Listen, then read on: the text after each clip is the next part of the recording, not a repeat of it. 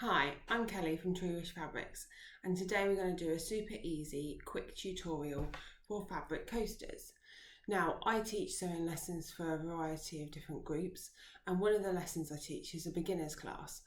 And these coasters are the perfect project for beginners. They're nice straight edges, they're quick, they're easy, but the sense of satisfaction when you've completed them is fun and fab.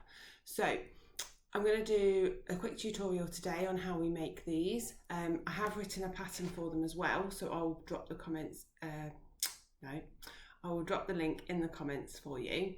So if you are more of a visual learner in the sense of reading instructions rather than listening to them, you'll be able to see the pattern in the comments. So I make mine at this size. So I cut my fabric at 5 inches. So 5-inch squares, and you need 2 of them. They don't have to be the same, so if you want to turn them over and have different designs, then you can. But I'm going to use these 2 fabrics here, so they're 5-inch squares. And the other thing that you need is something to pad it out, something to make it a little bit thicker and absorb any liquids and prevent it from damaging your work surfaces. Now I use fusible fleece. The reason being that once it's fused to the fabric, it's easier to handle. It becomes part of that fabric rather than a third layer. But you can use flannel, ordinary fleece, wadding, anything that you've got to hand. And again, you need a 5-inch square for that. So the first thing we need to do is fuse our 5-inch square onto one of the pieces of fabrics. Now, if you're not familiar with fusible fleece, you'll have a very fleecy side. And on the other side, you can't see it very well, I don't think, but it's almost got bubbles and it feels quite rough. And that's where the glue is. So you're going to put the fabric wrong side to the glue side, like this. And that's your fleece side. And line it all up. And then using the iron, just a medium heat, we're just going to hold that on the cotton. Don't hold it on the fleece because it will melt it.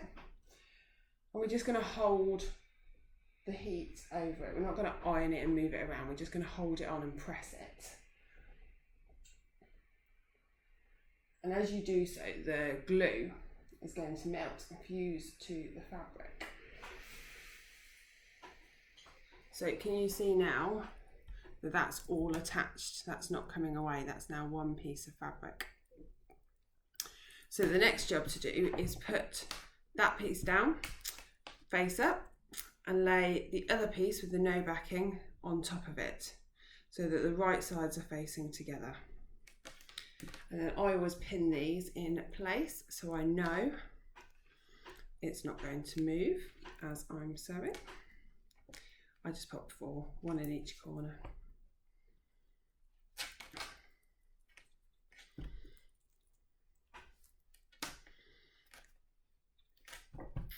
So it should look like this.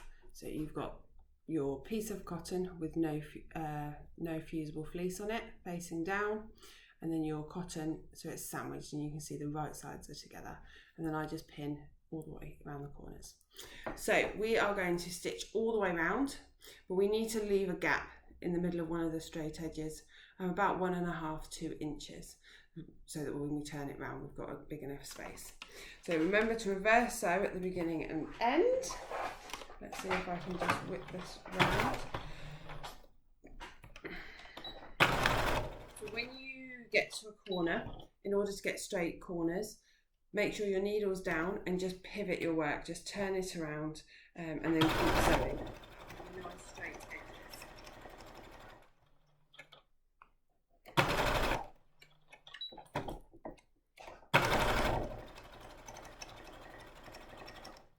My table's a little wonky.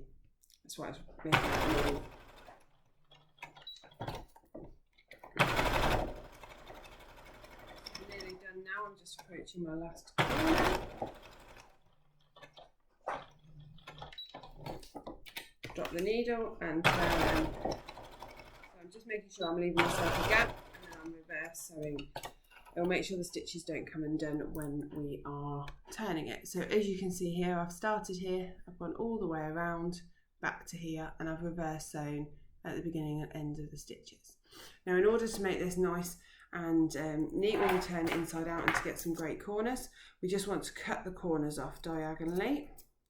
just getting rid of the excess bulk. Make sure you don't cut through your stitches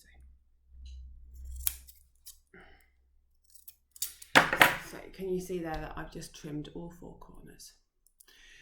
Now through the gap, through the fabric, we want to turn our work the right way out.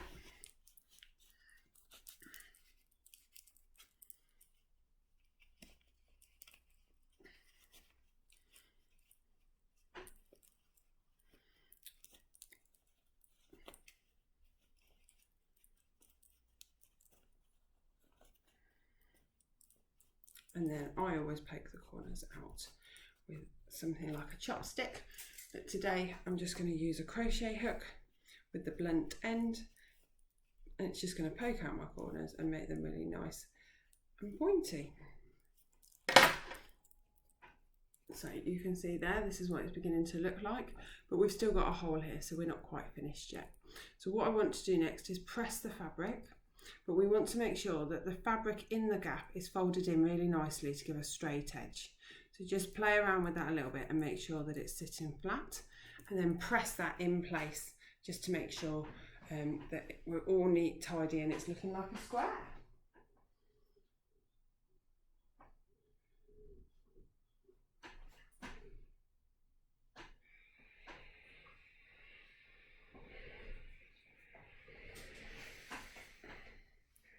Now I always put a pin in that gap just to make sure that it's holding as I sew, it's not moving around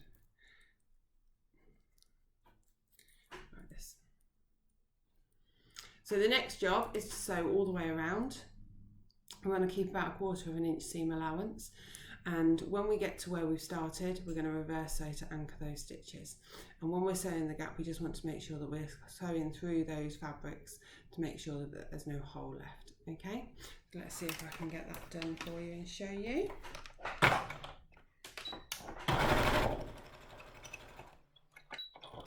Again, we're going to pivot on the corners just by dropping the needle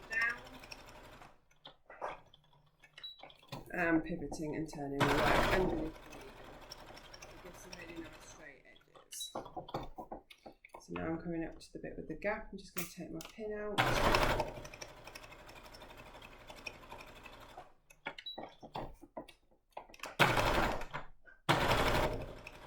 And then when I meet the stitching that I started with, I'm just going to reverse sew. So as you can see now, we've got some really nice top stitching. Now you are more than welcome to use things like a decorative stitch for this bit if you want to make it look really pretty. So all we've got left to do now is trim off our extra threads, and we are done. There you go, your very own fabric coaster. How quick and easy was that to do? So these make perfect gifts. Maybe you just want to leave them lying around your house so you can tell everybody that you made them. But you can make them in lots of different fabrics. And the joy of this is that you can cut them bigger if you want bigger ones, or cut them smaller. The pattern and the process is still exactly the same. So I really hope you've enjoyed this video with me. Hopefully you'll be making lots of coasters soon. If so, pop some comments below or send them to us at True Wish Fabrics. We're on Facebook and Instagram. I'd love to see what you've made. If you've enjoyed the video, please drop us a like and subscribe to the channel. It really does help. And don't forget, if you want to buy the pattern, it'll be down below in the comments. So I hope you have a lovely day, and I look forward to seeing all your coasters. Take care. Bye.